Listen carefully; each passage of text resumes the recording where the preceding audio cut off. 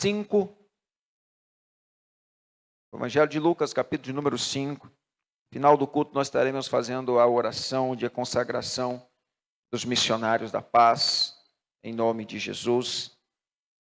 Eu quero compartilhar essa palavra ao coração da igreja. Evangelho de Lucas, capítulo 5, verso de número 27 e 28.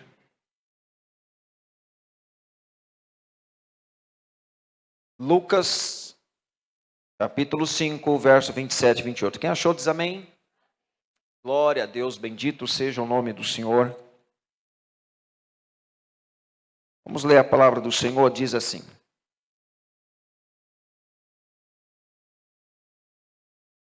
Passados esses eventos, saindo Jesus, encontrou-se com um publicano chamado Levi, sentado à mesa da coletoria, e o convocou dizendo: segue-me.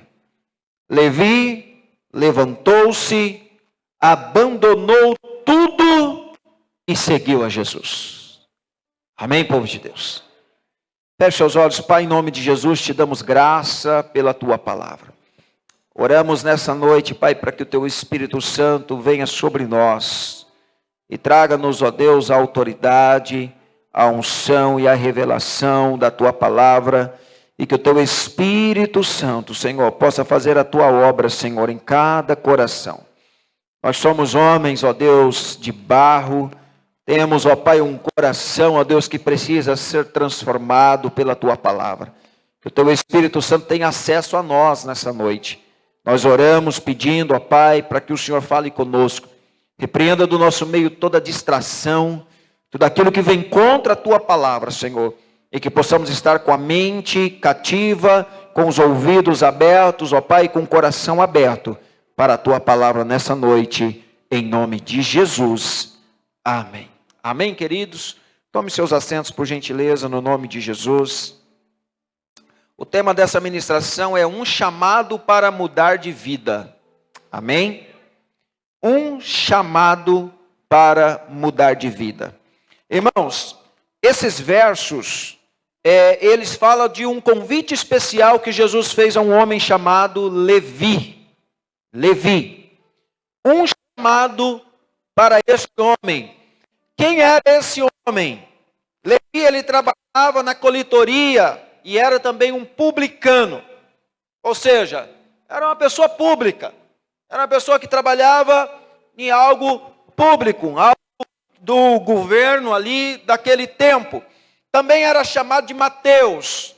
Como assim, pastor? É porque na cultura judaica, nos idiomas que eram falados na época, as pessoas às vezes tinham nomes diferentes. Por exemplo, do grego, ele ficou conhecido como Mateus, mas o seu nome era Levi.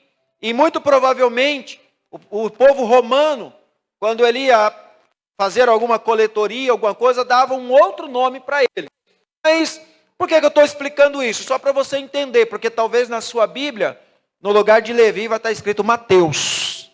Mas se trata da mesma pessoa. A diferença é que na língua hebraica, na língua grega, há uma divergência do nome, mas se trata da mesma pessoa. Então Levi era o seu nome judeu, mas Mateus era o seu nome, perdão, eu disse grego, mas Mateus era o seu nome romano. Era como os romanos o conheciam. Então, a palavra do Senhor, através de Jesus, veio para Levi em forma de um convite. E ele era um judeu que trabalhava para os romanos, na cobrança de impostos, coletando impostos. E ele cobrava imposto dos cidadãos, tanto judeus quanto romanos. Ele era um homem que trabalhava na coletoria. E então ele colhia imposto dos comerciantes e ele passava de cidade em cidade, coletando impostos. Nos tempos públicos, um ser publicano, ele era de uma das profissões mais hostis que tinha. Era mais hostilizado. Mais ou menos como deputado, como vereador. Brincadeira, irmãos. Mas, na verdade, era muito hostilizado. Por quê? Porque ele ia lá cobrar imposto das pessoas.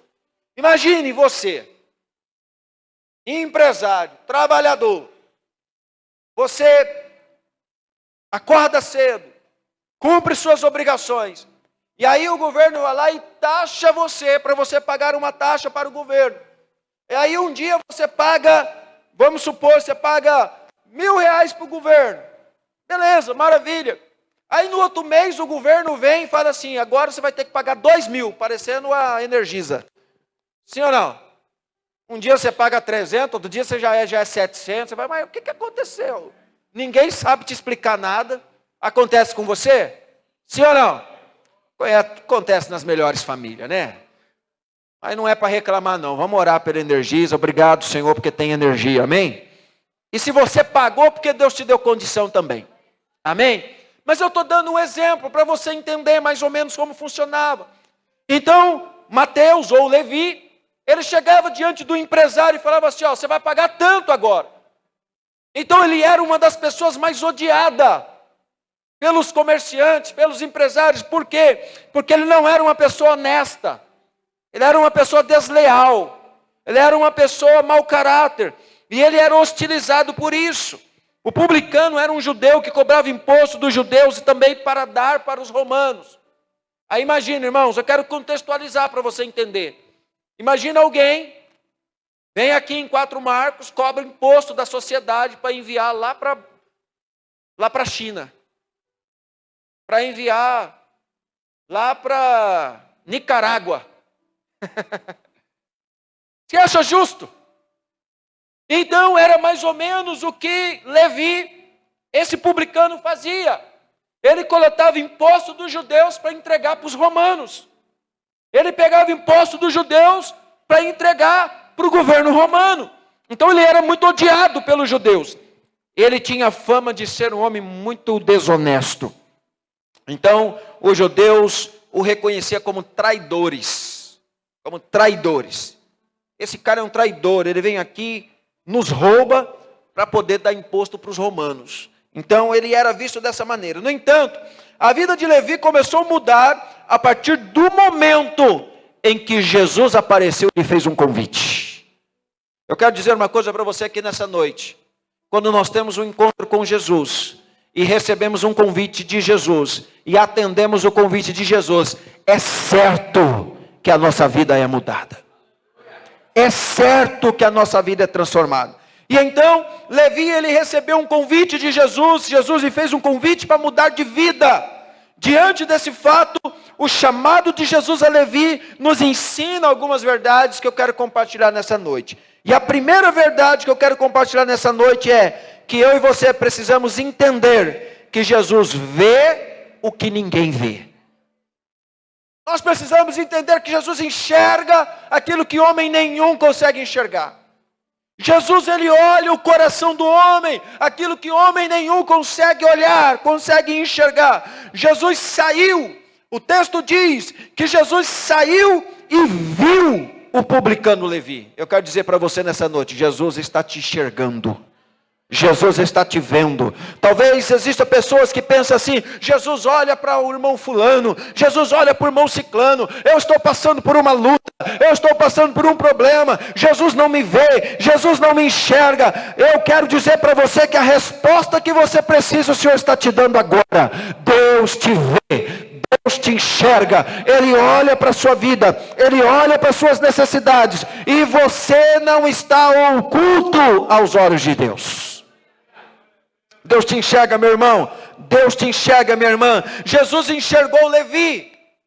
Todo mundo olhava para Levi com uma forma de acusação, com uma forma uma forma de rejeitando. Mas quando o Senhor olha para Levi, o Senhor olha diferente. O Senhor olha com um olhar diferente. Jesus enxergou na vida de Levi aquilo que ninguém mais conseguiu enxergar, porque Jesus olhou para Levi desta forma. Aquele homem era desonesto, de má fama, também uma minoria no meio da multidão. Com certeza havia muitas pessoas mais éticas do que ele. Com certeza havia pessoas com reputação do que ele. Quando analisamos esse verso com muita atenção, nós vemos Lucas utilizou um verbo no grego para a palavra viu, que que significa olhar e observar atentamente, contemplar com admiração. Jesus olhou, Jesus fitou os olhos em Levi. Jesus, quando ele fita os olhos em uma pessoa, Jesus não está olhando apenas o exterior, Jesus está olhando o coração. Jesus está olhando para o meu e para o seu coração nessa noite. Ele está enxergando o que está dentro do nosso coração. Olha, chamou minha atenção dos últimos significados. Ver atentamente e contemplar com admiração. Como Levi poderia ser visto com admiração? Jesus com tanta atenção. Levi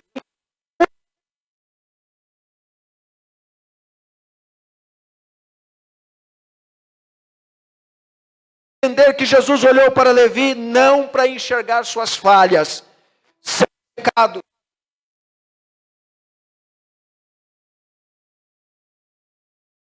Um grande potencial. Jesus o transformaria em um discípulo. Sabe o que eu estou dizendo aqui nessa noite? É que quando Jesus olha para mim e para você, por mais que todo mundo saiba, talvez o meu e o seu defeito,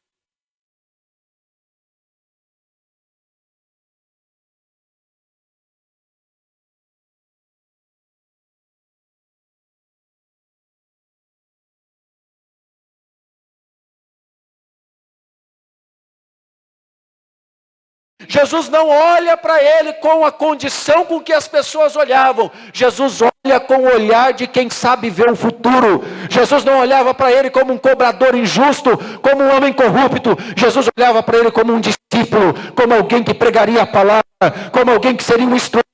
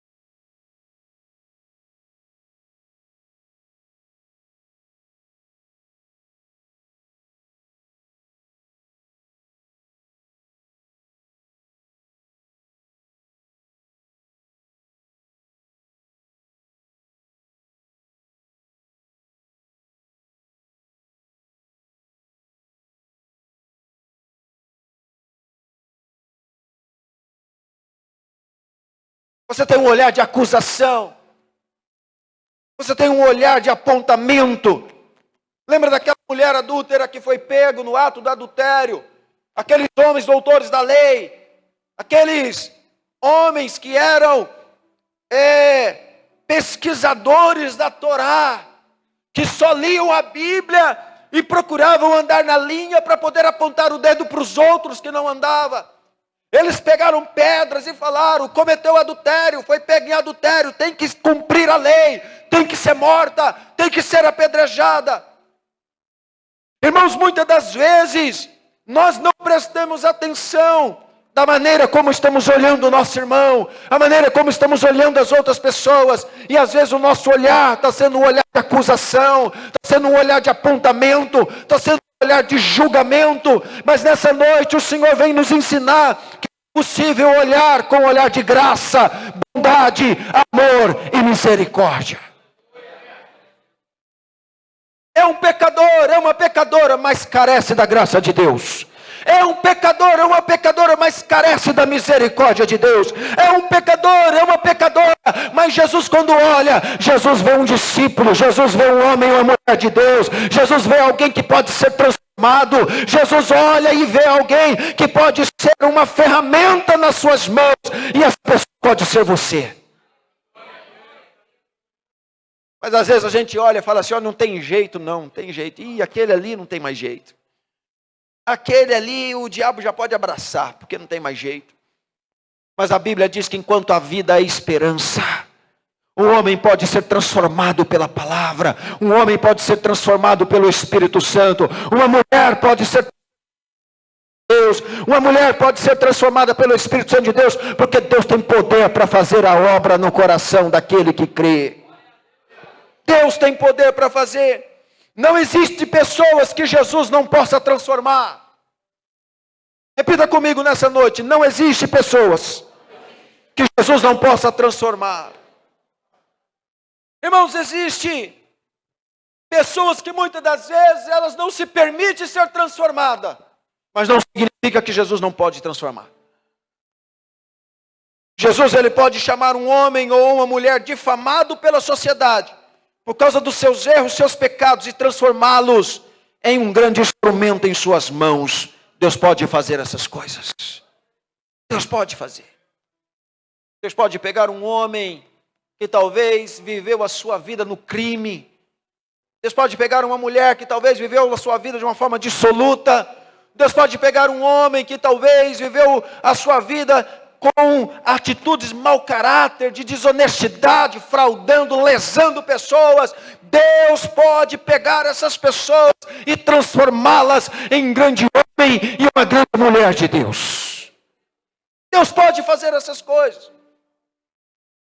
Agora, quanto a nós precisamos ter um olhar sarado, um olhar curado, enxergar as pessoas como Jesus olha.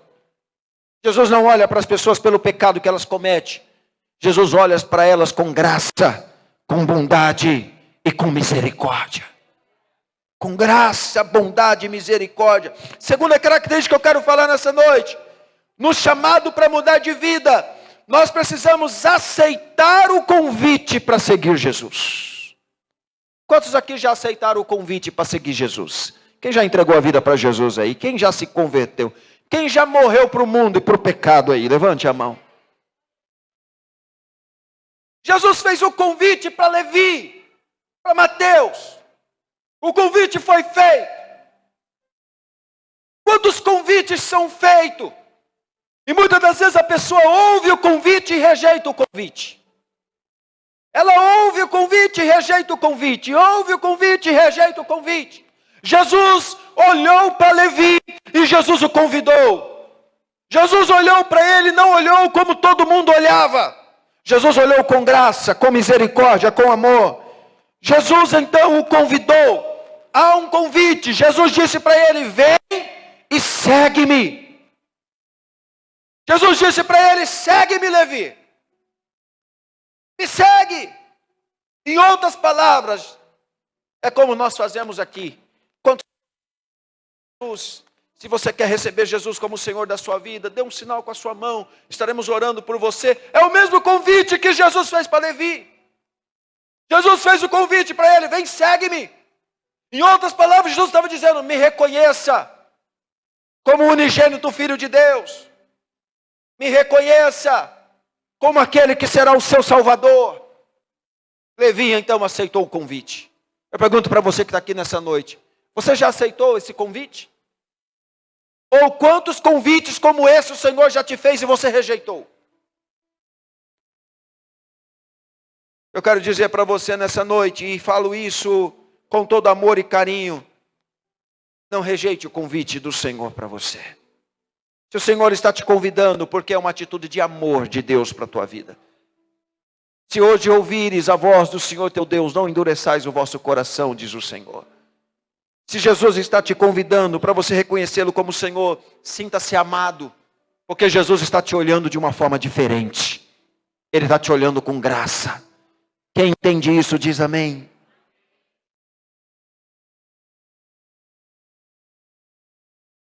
Jesus estava olhando com graça para Levi. Jesus viu Levi e logo em seguida o chamou. Foi um chamado curto, mas decisivo: segue-me. Irmão, às vezes, talvez tenha alguém aqui nessa noite que ainda não aceitou esse convite, que não aceitou esse chamado. E talvez a pessoa fique pensando assim: eu vou esperar um dia. O dia que eu melhorar. O dia que eu não cometer mais determinado tipo de pecado. Quantos já ouviram essa expressão? Um dia eu vou ser crente, o dia que eu for ser crente, eu vou ser de verdade. Quem já ouviu isso? O dia que eu passar para crente, o dia que eu passar para crente, eu vou passar para crente de verdade. E sabe quando que isso acontece para quem fala isso? Nunca. Nunca. Esse dia nunca chega. Sabe por quê? Porque a pessoa está colocando condição para o chamado de Deus. Jesus está dizendo, segue-me, e ela está dizendo, ainda não. Agora não.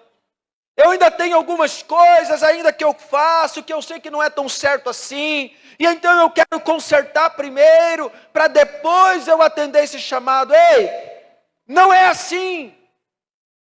Quando Jesus fez o convite para Levi, Jesus estava dizendo para ele, segue-me. Jesus não perguntou para ele o que ele fazia. Você acha que Jesus não sabia que ele era um homem mau caráter? Você acha que Jesus não sabia que ele cobrava impostos indevidamente? Você acha que Jesus não sabia que ele era desonesto com as suas coisas? Mas mesmo assim Jesus disse, segue-me. Sabe por quê? Porque o teu pecado não é importante para Jesus, mas a tua vida é. O teu pecado pode ser perdoado.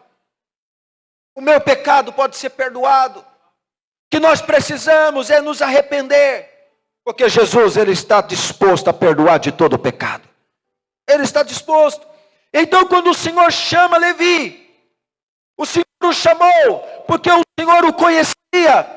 Ele não era uma pessoa que estava oculta ao olhar de Jesus. Foi um chamado curto, mas decisivo. Siga-me. A palavra grega utilizada aqui é literalmente, venha para o meu caminho. Quando Jesus disse, segue-me. Quando Jesus disse, me siga. Jesus estava dizendo, vem para o meu caminho. Vem para a minha presença. Venha ser meu discípulo. Venha.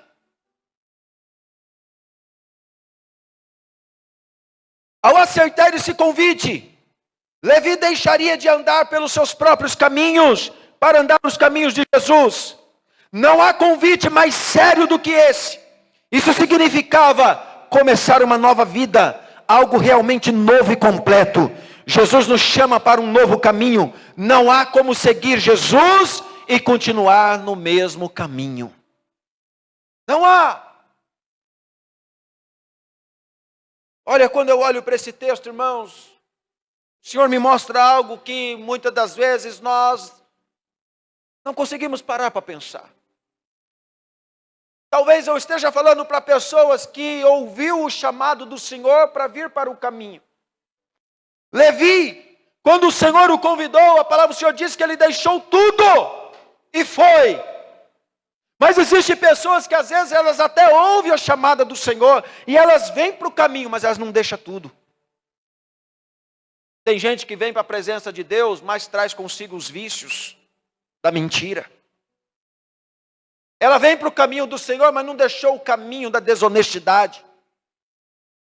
Não deixou o caminho, muitas das vezes, do adultério. Não deixou o caminho da fornicação. Não deixou o caminho das mentiras.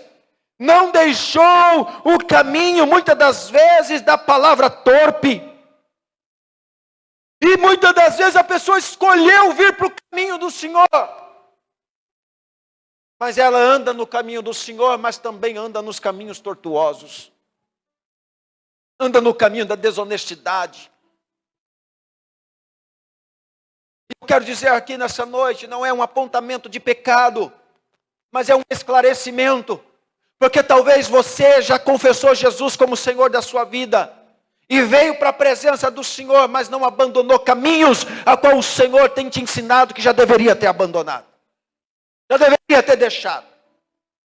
Não há como servir a dois senhores. Não há como estar no caminho com o Senhor e no caminho do pecado do adultério, no caminho do pecado da mentira, no caminho do pecado da fornicação, no caminho do pecado da inveja, no caminho do pecado dos ciúmes, no caminho do pecado da maledicência. Não há como servir a dois senhores. Se nós nos colocamos no caminho do Senhor e aceitamos o convite, nós precisamos transformação de vida. A palavra do Senhor diz através do apóstolo Paulo: agora, pois, se alguém está em Cristo, nova criatura é. As coisas velhas se passaram, tudo se fez novo. Ah, mas eu estou em Cristo, eu estou no Senhor, mas estou no adultério e está tudo certo. Não. Ah, mas eu estou em Jesus, quero servir Jesus, fazer a obra de Jesus, mas estou na fornicação. Não, esse não é o caminho. Jesus é o caminho, a verdade e a vida, ninguém vai ao Pai a não ser por Ele. E o caminho que nós escolhemos andar em Jesus, Ele nos liberta do pecado, Ele nos liberta da iniquidade, Ele nos liberta de tudo aquilo que tem nos roubado da presença. Sabe por quê? Porque no caminho de Jesus, nós não temos força para fazer isso sozinho, mas no caminho com Jesus, o Espírito Santo faz a obra que precisa ser feita no nosso coração. Eu já sirvo a Jesus há tantos anos, mas ainda não venci algumas áreas da minha vida. Irmão, acontece. Acontece. É por isso que talvez algumas pessoas dizem assim: eu não vou ser crente não, porque eu ainda faço tal coisa. O dia que eu me libertar, aí eu entrego a vida para Jesus. Não vai acontecer. Sabe por quê? Porque nós precisamos entender que primeiro nós precisamos aceitar o convite. E depois que aceitamos o convite, o Espírito Santo entra em nós e começa a fazer a obra. Quantas pessoas aqui que se eu fosse perguntar, praticou quantos pecados, quantas iniquidades? Tinha gente que ficava caído no bar, tinha gente que mentia, tinha gente que cometia tantos pecados. Mas quando aceitou o convite de Jesus, Jesus entrou no coração e começou a transformar. A água do Espírito Santo começou a lavar. Jesus começou a fazer a obra, Jesus foi fazendo a obra. A igreja está forçando, fazendo, não, a igreja não muda ninguém. Quem faz a obra é o Espírito Santo de Deus. É por isso que de vez em quando você ouve alguns escândalos aí de gente que está na igreja e ainda está cometendo um certo tipo de pecado. Sabe por quê? Porque não é a igreja que faz. Aí eu conheço pessoas lá da Igreja Batista Nacional que faz isso, isso, isso. Faz, você ainda conhece pouco, tem um monte lá ainda. É assim, irmão, por quê? Porque não é o pastor Edinho que faz a obra, não é a igreja que faz a obra, é o Espírito Santo. Quando a gente abre o coração, o Espírito Santo é água purificadora, ele entra, ele vai lavando, lavando, lavando, lavando, lavando. Obra! Pastor vai morrer de falar, vai morrer de pregar. Se o coração não se abrir para o Espírito Santo de Deus, nada acontece. Nada acontece, porque não é o homem que faz. É o Espírito de Deus. Quantos creem? Quantos entendem nessa noite? É o Espírito de Deus. Ah, mas fulano fala e não cumpre o que fala. Acontece, irmãos, nas melhores igrejas. Mas o Espírito Santo de Deus, ele está pronto para poder nos purificar, para transformar, nos lavar, nos libertar. Então olha, Levi não era um homem pronto, mas quando veio o convite, ele aceitou o convite. E quando ele aceitou o convite, começou o processo onde o Espírito de Deus começou a fazer a obra na vida dele. E foi trabalhando, foi trabalhando. Ao aceitar esse convite, Levi deixaria de andar com seus próprios caminhos para andar nos caminhos de Jesus. Olhe para a pessoa do seu lado e diga assim: você tem deixado de andar nos seus próprios caminhos? Para andar nos caminhos de Jesus.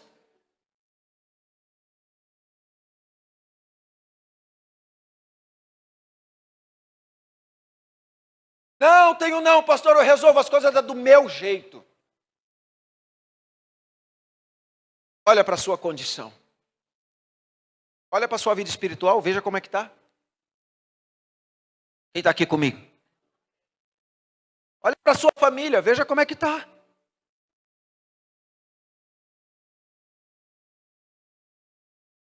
Se a sua vida espiritual tiver beleza, sua família tiver beleza, sua vida financeira tiver beleza, Deus estiver se agradando da forma que você está fazendo, parabéns, continue.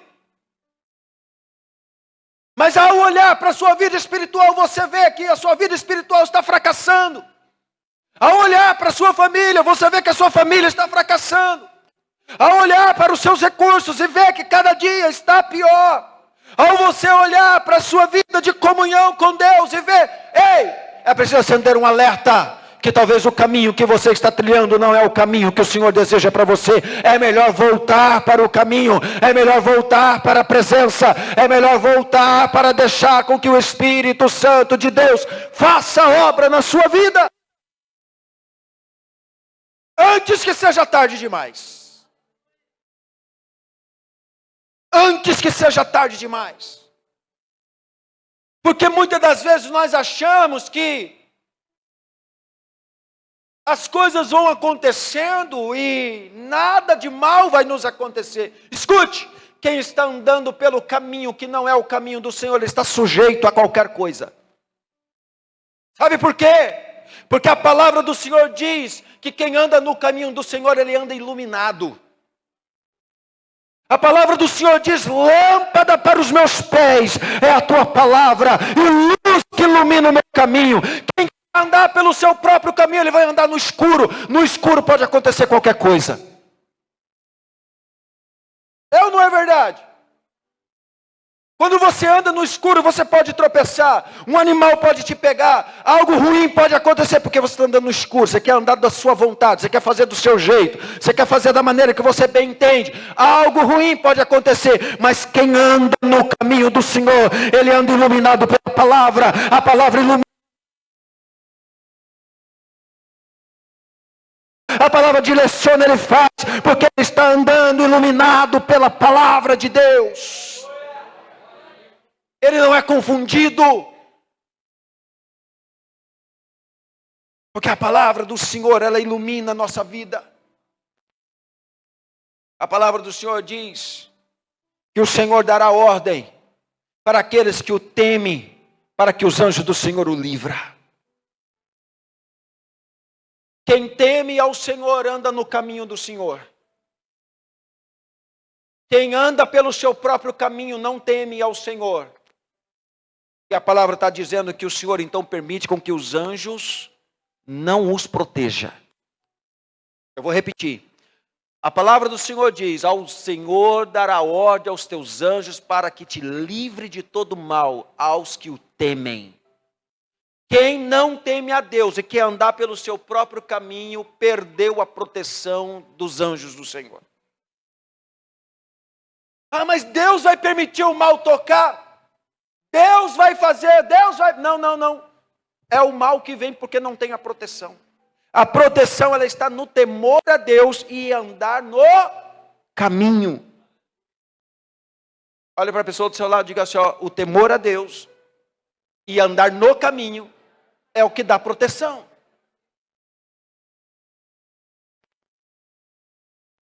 Mas muitas das vezes nós não atentamos para isso. Queremos fazer nossas escolhas, queremos fazer do nosso jeito, queremos fazer da nossa maneira, queremos fazer da nossa vontade. Olha, foi um chamado curto que o Senhor deu, mas um chamado objetivo. Chamado curto, segue-me. Deixa eu dizer uma coisa para você, escute, presta atenção nisso. Todas as vezes que Jesus for falar conosco de uma forma direta, ele também deseja uma resposta direta, objetiva. Jesus disse para Levi, vem, segue-me. A palavra do Senhor diz que Levi deixou tudo e o seguiu. Há uma parábola, ou melhor, há um texto onde o Senhor chama alguns outros discípulos para segui-lo. Um diz assim, deixa eu enterrar meu pai. Ah, eu comprei uma junta de bois e não sei o que, e vou ter que fazer. Tem uns que demoram para dar a resposta. Mas a chamada é a mesma. O propósito é o mesmo. Quem é você nessa história? É Levi, que ouve o chamado e responde? Ou você é aquele que está demorando a dar uma resposta e por isso as coisas estão acontecendo? Quem é você nessa história? Ao aceitar esse convite, Levi deixou de andar pelos seus próprios caminhos. Não há convite mais sério do que esse. Isso significa começar uma vida nova, algo realmente novo. Jesus nos chama para um novo caminho. Não há como seguir a Jesus e continuar no caminho que estávamos. Não há como seguir Jesus e continuar no caminho que estávamos. Por isso que o apóstolo Paulo, quando vai falar para os irmãos, escrevendo a carta, ele diz assim, aquele que matava, não mata mais. Aquele que roubava, não rouba mais. Aquele que mentia, não mente mais. Sabe por quê? Porque agora é uma nova criatura em Cristo Jesus. As velhas passaram. Tudo se fez novo. Olha o que Paulo diz aos irmãos em Filipenses 1, verso 6. E de 9 a 11 diz assim: eu estou convencido de que aquele que começou a boa obra em vocês vai completá-la até o dia de Jesus Cristo. Paulo está dizendo aos irmãos, eu estou convencido que aquele que começou a boa obra, ele vai terminar na sua vida. Eu entreguei a vida para Jesus, mas algumas coisas na minha vida não mudou. Vai mudar, porque você está no caminho. Deixa o Espírito Santo trabalhar, deixa Deus fazer a obra. Ouve a palavra, recebe a palavra, aceita a palavra, que o Espírito vai fazer a obra que precisa ser feita. Agora, quando nós ouvimos a palavra e rejeitamos a palavra, o Espírito Santo não faz a obra. Porque a palavra de Deus, ela é um instrumento de Deus para fazer a obra em nossas vidas.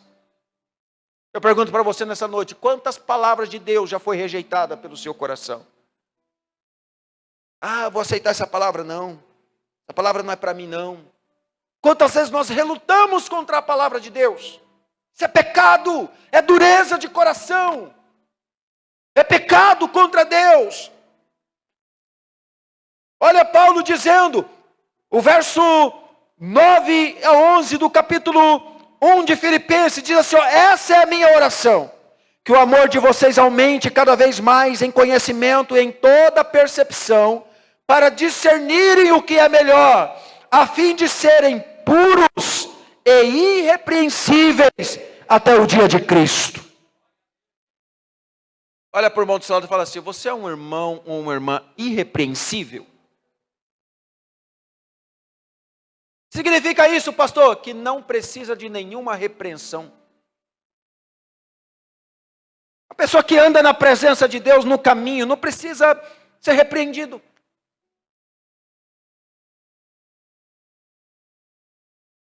Eu fiz um culto fúnebre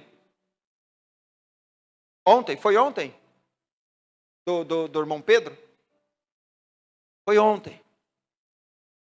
Uma das palavras que o Senhor me deu lá no velório foi de que estava sendo sepultado um homem que viveu a vida no Senhor de maneira irrepreensível. Pelo menos o tempo a qual eu estive aqui e que eu o pastoreei, nunca precisei repreendê-lo em nada. Desabonar um comportamento em nada. Um homem que amou Jesus, serviu Jesus, deixou um legado para sua família, para os seus filhos. Um homem que cuidou dos seus filhos, preservando o evangelho. Um homem que mesmo nos momentos de dificuldade dele, onde a sua fé por algum momento até esmureceu, clamou ao Senhor por ajuda, pediu ao Senhor por socorro, e o Senhor veio sobre ele. Cuidou da sua esposa enferma até o final da vida. Cuidou da sua sobrinha que era deficiente com o amor de pai. Foi pai, foi avô, bisavô, tataravô. Morreu farto de dias. Mas deixou um legado. Andou no caminho do Senhor. Andou na presença do Senhor. E eu disse no seu velório, assim como o Senhor disse para Enoque, andou Enoque com o Senhor e não se viu mais, porque o Senhor o levou para si. Andou esse irmão com o Senhor e o Senhor resolveu o chamar. Você está entendendo, irmão? Andar com o Senhor constrói legado. Quem anda com o Senhor, ele constrói um legado de bênção que permeia por sua história.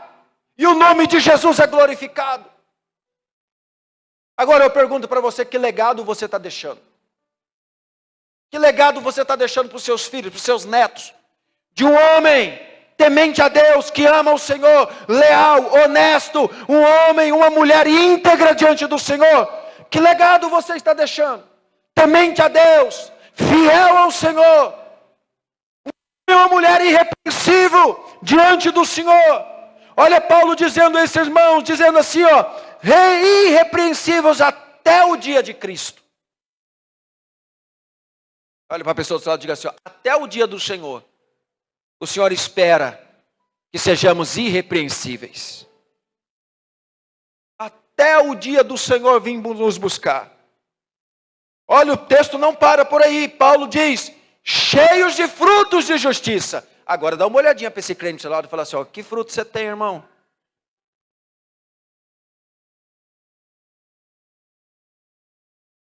Cadê os seus frutos? Onde estão os seus frutos? E o texto continua dizendo assim, fruto que vem por meio de Jesus Cristo para a glória e louvor de Deus. Para a glória e louvor de Deus. Um cristão frutífero, irmão, não é para se engrandecer. Um cristão frutífero não é para ele falar, eu sou melhor. Não, não, não. Ele é frutífero porque ele está no caminho, servindo, fazendo a obra de Deus, para a glória de Deus. Para que o Senhor seja glorificado. Deus quer completar a obra que Ele começou na nossa vida. Amém, povo de Deus? Deus quer completar a obra. A pergunta é, você quer que Ele complete? Essa é a pergunta. Você quer que Ele complete essa obra na sua vida? Você vai deixar? Você vai deixar o Espírito Santo completar? Vai se submeter ao processo, ainda que te gere perdas? Ah, pastor, eu falo isso não. Se tiver que perder R$1, eu não deixo não. Quem lembra da parábola do rico, o jovem rico? Senhor, o que eu faço para ter a vida eterna? O Senhor olha para ele e fala assim, vai vende que tudo e dê aos pobres e encontrarás tesouro no céu. Ah, Senhor, pediste demais, faça isso não. Já guardei os mandamentos, conheço a lei, eu obedeço desde criancinha. Mas valeu, Jesus, não dá para andar com o Senhor não. Andar com o Senhor é muito difícil. Porque tem que deixar tudo. Ah, eu não consigo não. Irmão, vocês acham que Jesus queria o dinheiro daquele homem? Jesus conhecia o coração daquele camarada. Jesus sabia que já tinha um ídolo lá dentro. Jesus sabia que já tinha um Deus lá dentro. Porque se não tivesse um Deus mamão dentro daquele coração daquele jovem, Jesus não diria para ele, vai e vende tudo que tem e dê aos pobres. Jesus sempre, quando nos faz um convite, Ele confronta o nosso pecado. Quem está entendendo? Às vezes existe um ídolo dentro do nosso coração, e quando nós estamos sendo convidados por Jesus, esse ídolo vai ser confrontado. Qual é o ídolo dentro do seu coração que tem sido confrontado? A pergunta é, para que você possa andar na presença do Senhor, você precisa se submeter ao processo, ainda que isso gere perdas. Mateus ou Levi gerou perdas. Por quê? Porque ele passou agora a ser discípulo de Jesus e a andar de forma honesta. Não dá mais para cobrar mais do que vale os impostos dos judeus e nem dos romanos. Não dá mais agora para roubar as pessoas. Por quê? Porque agora eu estou seguindo no caminho de Jesus. E no caminho de Jesus, a lâmpada que ilumina o meu caminho não permite eu cometer esse tipo de atitude. Quem está entendendo diz amém? Então não tem mais jeito. Você está disposto a sofrer perdas por causa de Jesus? Para ser um discípulo de Jesus, Mateus precisou deixar o trabalho em área que lhe custava mais, iria lhe trazer prejuízos financeiros. Honesta, você está disposto a deixar Jesus transformar sua vida, mexer em áreas que te custa, que te favorece, que te traz status, que te traz privilégios, mas que desagrada o coração de Deus? Você está disposto Há um eco da pergunta do Senhor para mim e para você nessa noite. Você está disposto?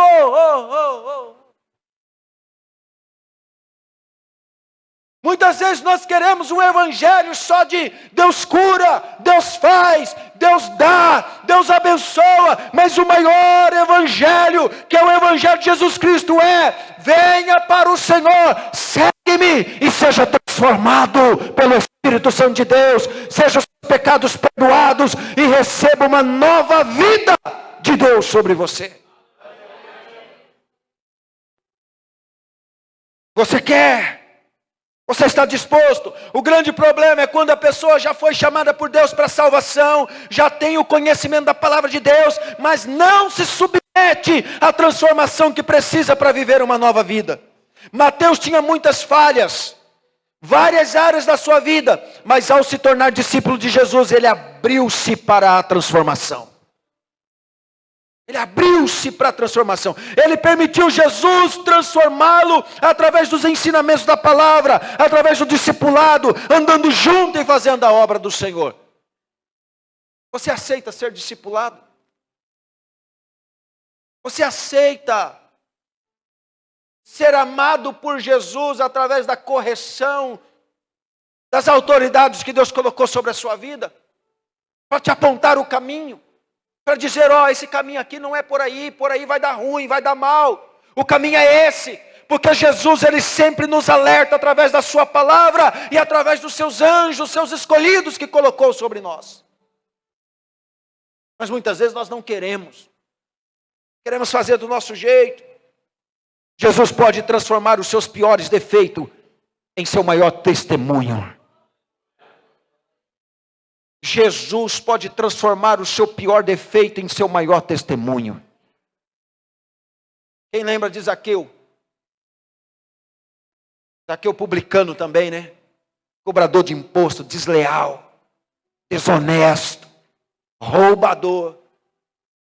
Mas quando ele ouviu falar de Jesus, ele subiu numa árvore, esperando Jesus. A mesma coisa aconteceu, Jesus olhou para a árvore e viu Zaqueu. Deixa eu dizer para você. Você pode estar onde você estiver. Quando Deus resolve olhar para você, Ele te enxerga.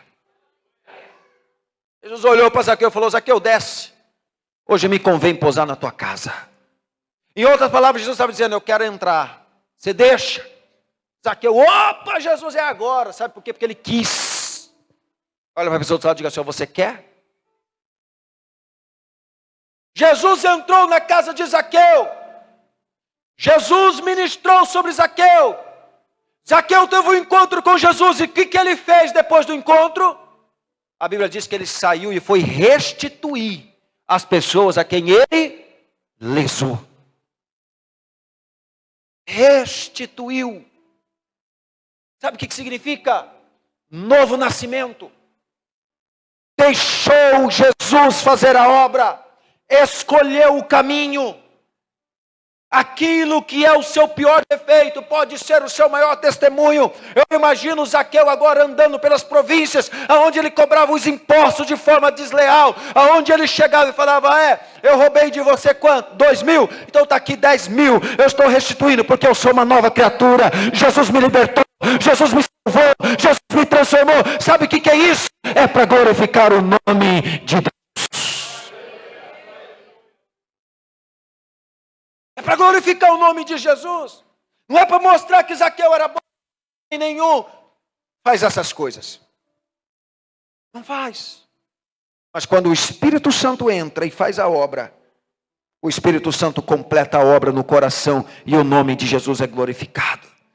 Jesus pode transformar os seus piores defeitos em suas maiores qualidades. O problema é quando não queremos ser transformados, não nos submetemos ao processo da restauração, relutamos com dureza de coração contra aquilo que Deus já tem falado.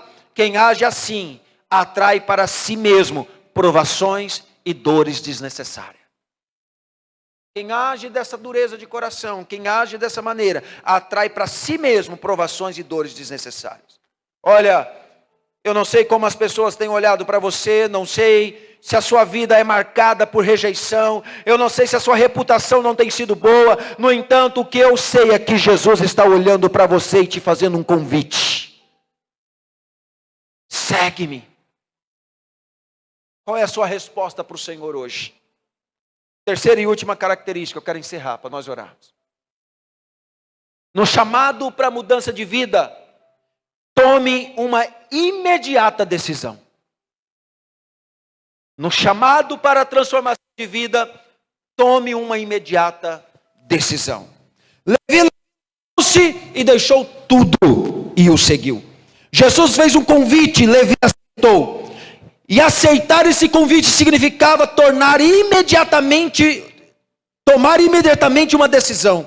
Levi atendeu pronta e imediatamente o chamado de Jesus. Ele não argumentou, nem adiou a decisão. Sua obediência foi decisiva e imediata, o levou a levantar-se, deixar tudo e seguir a Jesus. E você? O que vai fazer com esse chamado para a mudança da sua vida hoje? Quando Levi ele decide levantar e deixar tudo, ele estava dizendo: eu vou me levantar para seguir Jesus, para ter uma vida transformada. Seguir Jesus não é vir na igreja. Seguir Jesus não é comprar uma Bíblia. Seguir Jesus não é ser dizimista e ofertante. Seguir Jesus é andar sobre a luz da palavra de Deus, temer ao Senhor, obedecer a sua palavra e abrir o seu coração para servir a Jesus aonde Jesus direcionar. Fazer aquilo que for preciso. Olha, Levi entregou-se totalmente a Jesus, de publicano transformou-se em discípulo. Que mudança incrível. Existem muitas pessoas que talvez na igreja ela está vivendo como seguidores de Jesus e não como discípulos. O discípulo de Jesus não é aquele que vai aonde Jesus vai. O discípulo de Jesus é o que faz o que Jesus fez. É o que faz o que Jesus fazia. Ir aonde Jesus ia, os seguidores iam. Jesus ia em Corazim, Betsaida, Cafarnaum, os seguidores, tudo atrás. Jesus vem na igreja no dia de culto, aí os seguidores vêm, vou no culto. Por quê? Porque Jesus está lá no culto. Ser seguidor, irmão, não é o propósito. O propósito é ser discípulo. Discípulo, ele não apenas vai onde Jesus vai, o discípulo ele faz o que Jesus faz. Jesus pregava, Jesus curava, Jesus libertava, Jesus expulsava demônios, Jesus fazia a obra, e o discípulo é aquele que faz a mesma obra. Eu pergunto para você nessa noite, você é seguidor ou discípulo? Quem é você hoje? Algumas pessoas buscam desculpas para justificar suas falhas, mas Levi percebeu em Jesus uma oportunidade. Levi percebeu em Jesus uma oportunidade. Quem sabe o que Jesus está te dando hoje é uma oportunidade. Oportunidade de mudança, de transformação. É o que Jesus está propondo hoje, uma mudança de vida, uma transformação. Mas para que isso aconteça é necessário parar de se esconder, aceitar imediatamente o convite para se tornar discípulo de Jesus. Quantas marcas, quantas feridas você já gerou em você e em pessoas em sua volta, por causa do seu comportamento, por causa da sua dureza de coração, por causa das suas palavras, por causa da sua maneira de se comportar na sociedade, por causa da maneira desonesta que resolve suas coisas. Mas há um convite do Senhor hoje para essa igreja: muda de vida. Deus quer uma mudança, Ele anseia por uma igreja que muda o pensamento, que muda o comportamento e que se apluma, que se alinhe no caminho do Senhor. O Senhor anseia por uma mudança de comportamento. Há um convite do Senhor para mim e para você hoje. Assim como disse para Levi, Ele te diz: vem e segue-me e seja o meu discípulo. Te convido a se colocar em pé em nome de Jesus. Atenda o convite que o Senhor te faz hoje. E faça isso imediatamente. Vem, segue-me. Segue-me. Seja meu discípulo. Chega de ser apenas um seguidor de Jesus. Eu sou salvo, eu creio em Jesus, eu vou na igreja, eu tenho meus compromissos da igreja, eu sigo Jesus. Não é só isso que Jesus quer de mim e de você. O Senhor espera que sejamos discípulos. Discípulos se comprometem. Discípulos têm responsabilidade. Discípulos assumem o chamado. Discípulos faz a mesma obra. Faz a mesma missão. Quem está entendendo nessa noite? Eu convido você a fechar os seus olhos nesse momento e curvar a sua fronte. Eu não vou pedir para ninguém vir aqui.